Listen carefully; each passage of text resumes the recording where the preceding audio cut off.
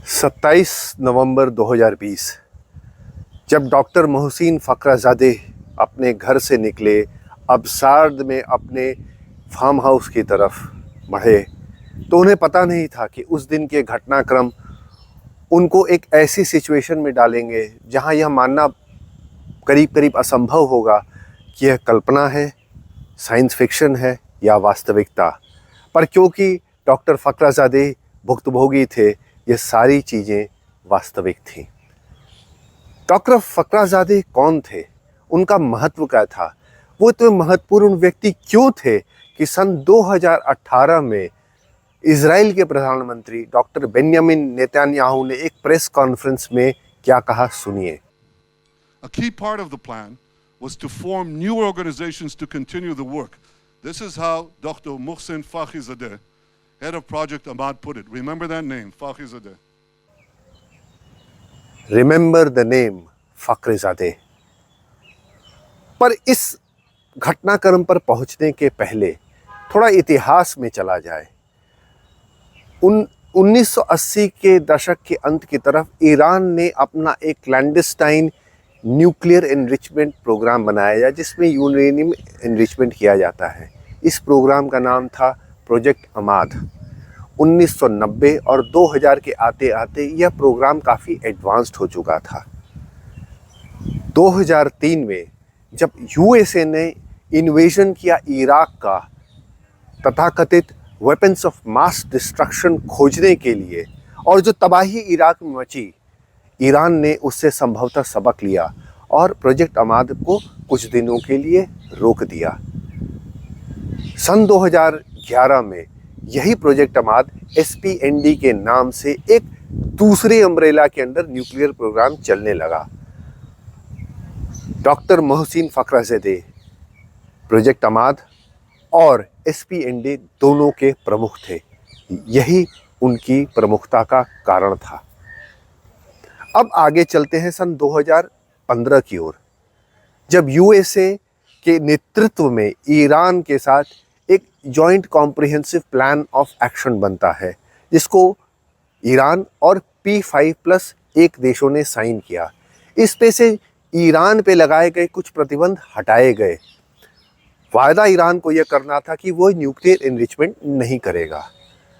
सन 2018 में जब Donald Trump president बने, उन्होंने कहा कि ईरान अपने वायदे पे खरा नहीं उतरा है, इसलिए अमेरिका ने उस प्रोग्राम को अबैंडन कर दिया। अब ईरान का न्यूक्लियर एनरिचमेंट प्रोग्राम पूरी तरह से आगे बढ़ने लगा। पर वास्तविकता ये थी कि JCPOA रहे या न रहे, ईरान अपने न्यूक्लियर पोटेंशियल, अपने न्यूक्लियर डेवलपमेंट प्रोग्राम में लगातार कार्य कर रहा था, भले ही थोड़ी धीमी गति से। और इसके सारे को लीड कर रहे थे डॉक्टर मोहसिन फ़खराज़ादे। इज़राइल के लिए ईरानियन न्यूक्लियर प्रोग्राम जो है वो एक एग्जिस्टेंशियल थ्रेट है, क्योंकि ईरान इज़राइल को धरती पे रहने का अधिकार नहीं देता है। कई बार इस संदर्भ में उनके नेताओं ने वक्तव्य दिए हैं।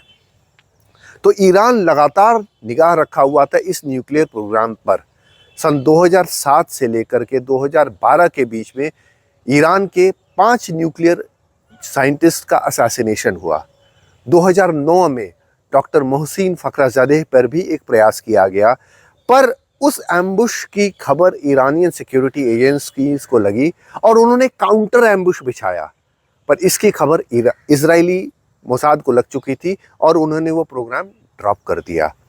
अब समय काफ़ी तेज़ी से बीत रहा था, इसलिए क्योंकि 2020 के चुनाव आने वाले थे और इज़राइल का यह अनुमान था कि जो बाइडेन राष्ट्रपति पद के लिए डोनाल्ड ट्रंप को बहुत बड़ी चुनौती दे रहे हैं।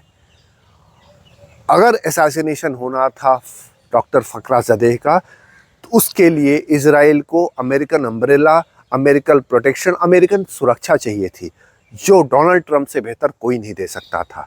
समय काफ़ी तेज़ी से बीत रहा था।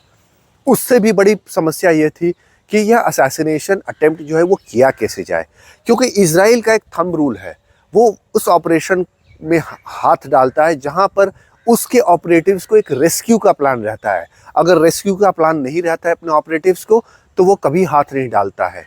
कहने का मतलब वह अपने किसी सैनिक को पीछे नहीं छोड़ता है। यहाँ पे आता है AI, रोबोटिक्स और एक हथियार FNMAG हैवी मशीन गन जो बेल्जियम में बनती है। उसमें रोबोटिक्स जोड़े जाते हैं, उसमें और एक्सेसरी जोड़ी जाती है, AI का प्रयोग किया जाता है। अब इस हथियार को चलाने वाला स्नाइपर जो था वो फखराज़दह के आसपास नहीं आने वाला था। वो हजारों मील दूर बैठा हुआ अपने स्क्रीन पे सब कुछ देख रहा था और ये सब करना इसलिए पड़ रहा था कि फखराज़दह वो एक ऐसे गुप्त तौर पे रहते थे कि ईरान में भी उनके बारे में ज़्यादा जानकारी नहीं थी। वो ईरान के बाहर जनरली ट्रैवल ही नहीं करते थे। अब हम फिर चलते हैं 27 नवंबर 2020 पर। डॉक्टर फखराज़दह अपनी पत्नी के साथ अब्साद की ओर निकलते हैं। यह सूचना इजरायली मोसाद को लग चुकी रहती है। समय था करीब करीब 1 बजे के आसपास। वो फखराज़दह के साथ एक चीज़ थी, जब वो अब्साद अपनी पत्नी के साथ जाते थे तो वो अपनी गाड़ी स्वयं चलाते थे, जबकि वो इजराइल की हिट लिस्ट में थे, USA की हिट लिस्ट में थे। बट वो उस समय अपनी गाड़ी में न बॉडीगार्ड बिठाते थे न कोई सुरक्षा लेते थे और उनकी जो व्यक्तिगत गाड़ी थी वो आर्मर प्लेटेड भी नहीं थी। जब यह कारवां शुरू हुआ, सामने एक गाड़ी चल रही थी security guards, heavily armed security guards, दूसरी गाड़ी में फखराज़दह अपनी पत्नी के साथ, पीछे 2 गाड़ियां और। रास्ते में एक जगह उनको उस कारवां को यू टर्न लेना था, वहां से आकर के वह इमाम खोमेनी सड़क की ओर उसको घूमना था जो अब्साद की ओर जाती थी। जहां यू टर्न लेना था वहां पर एक पुरानी जामियात गाड़ी रखी गई थी। उस गाड़ी को कुछ इस तरह से रखा गया था कि उसका पहिया खोल करके रखा गया था, जिससे किसी को भी लगे कि उसको अबैंडन कर दिया गया है या उसमें कोई खराबी आ गई है। पर वो सामान्य गाड़ी नहीं थी, उसमें कई कैमरे लगे हुए थे। वो कैमरे इसलिए लगाए गए थे सर्वेलेंस के लिए कि पूरी तरह से पुष्टि हो जाए कि गाड़ी फखराज़दह ही चला रहे हैं, उनका बेटा नहीं या कोई सिक्योरिटी गार्ड नहीं। जैसे ही ये कारवां पहुंचता है, यू टर्न ऐसा था कि गाड़ियों को करीब करीब रुकना पड़ता था वहां टर्न लेने के लिए। टर्न लेते समय सर्वेलेंस कैमरे से यह पुष्टि हो गई कि गाड़ी फखराज़दह ही चला रहे हैं। और मोसाद की एक और एक्टिविटी थी, उन्होंने रास्ते के जितने कैमरे थे उस यू टर्न के बाद से वो सारे अपनी तकनीक के जरिए ऑफ कर दिए थे।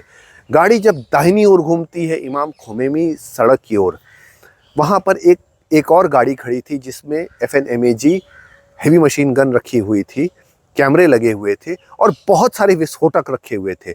उद्देश्य यह था कि इस हत्या के प्रयास के बाद से सफल या असफल उस पूरी गाड़ी को उड़ा दिया जाए, जिससे कि किसी के हाथ में कोई भी ऐसा सबूत न मिले जो इजराइल से जोड़ सके इस प्रयास को।